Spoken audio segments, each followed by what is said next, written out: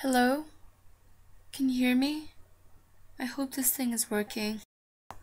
Once upon a time, I was a handmaid. I feel like it's been ages since I was smuggled out of that life, rolled up in carpets and car trunks, always on the move, always hiding. The eyes were always closed by. I may have escaped the life of a handmaid, but my past in Gilead continues to haunt me. Even now, I have hardly a clue as to where I am. I thought I'd learned to handle solitude, to control my emotions, and to keep myself sane. But now that I'm free, all the thoughts and feelings that I've suppressed come back to haunt me. Thoughts of my friends, of Glenn and Maura, my mother, my husband Luke, my lover Nick, and my daughter. All the memories that I've kept buried, covered up by my fears, have come rushing back. I wish I could have done something for them. I could have done more for all of them, for the resistance that was trying to help me. That did help me, but I was too scared. I was too scared of what they'll do to Luke, too scared that they'll harm my daughter, scared that if I fought back they would find me, hunt me down, and make me just another body hang on that wall. I am still scared. I am free, but I can't speak out. If I do, the people I care about will be hurt. Regardless, I want my story to mean something. After everything that's happened, it has to have meant something.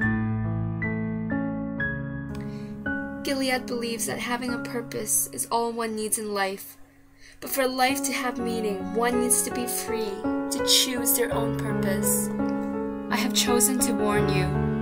Maybe sharing my story will be enough. Enough to redeem myself before all those I've disappointed. Or maybe I'm just fooling myself, as if really sharing my story will justify what I've done, all that I wish I'd done but didn't. But who really knows what the future holds? So I leave this with you, whoever you are, in hopes that you will use this knowledge well.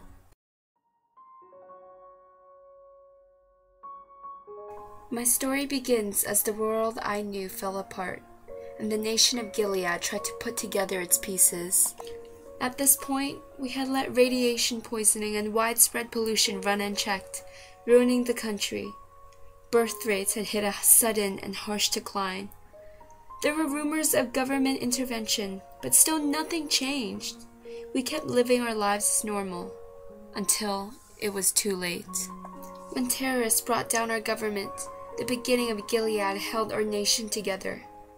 Overnight, I lost my freedom. In a matter of days, I had been reduced to nothing more than a submissive child, forced to depend on my husband for all my necessities. I was forbidden to make purchases for myself. I lost my job, my independence, my identity, and everything I'd ever worked for.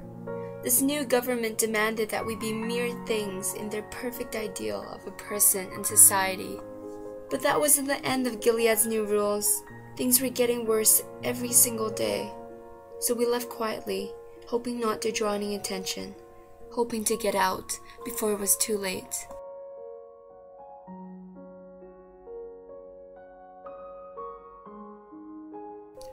We should have known that they would find us. They separated us, took us in as criminals.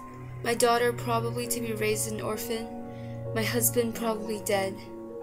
And I was sent to a re-education camp. Saved, they called it, because I was a precious woman. Because I was fertile. Because that was the only way I could still be of benefit to their society. And so I was taught to rejoice. Praise be. I was assigned to a commander to do what his wife could not, bear his children. I was a womb, a pear-shaped object trained to lie quietly and endure the pain, endure his touch, endure the silence. When I wasn't being used, Gilead denied me anything that was beyond my baby-making role. It was hell, and if they hadn't taken away every possible method to do so, I would have killed myself long ago. But I made a friend. I found a love, and I found a reason to keep hoping again. All of it was forbidden, and all of it is gone now. Nick's friends smuggled me out, and though I may never completely escape the grasps of Gilead, I have a chance. Something they don't have anymore. Whoever you are, you might not even have heard of Gilead. Or maybe Gilead is dead and gone, a reality of the past that you can't even begin to understand. You might believe yourself to be safe, that what happened to me would never happen to you.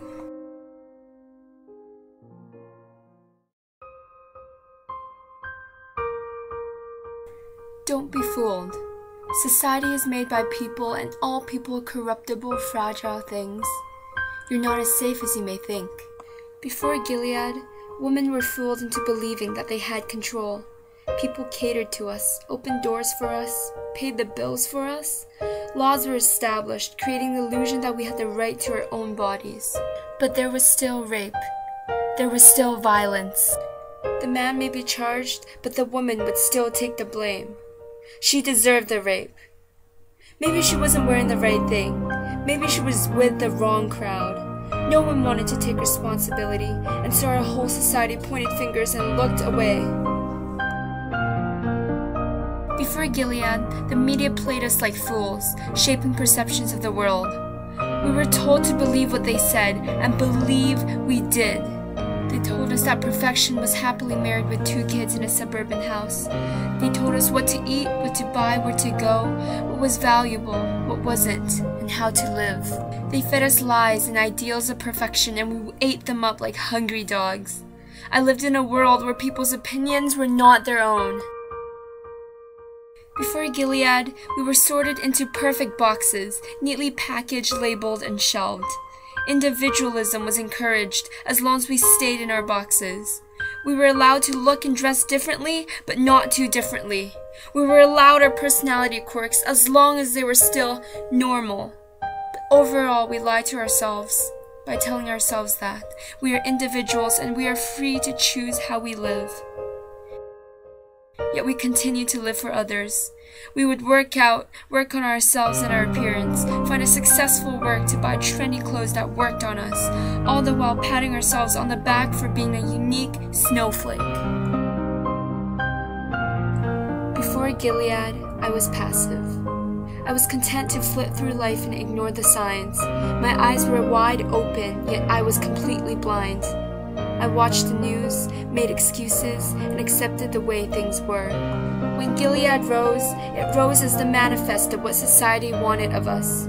As soon as a society begins to justify their evils, Gilead will be born again. A different name, a different place. But people are always the same. I was passive. My world was passive. From our apathy, Gilead rose. If you hear my words, don't repeat our mistakes. Before it's too late, learn from the mistakes of the past. Gilead is not far from any of us. Don't turn a blind eye to the evils around you. Open your eyes and see the world for what it is. See, so you may live in a good world. See, so you may find your purpose and live a meaningful life. See, so you will never know Gilead. See, so you may remember me. I am no longer a friend. I am no longer a handmaid.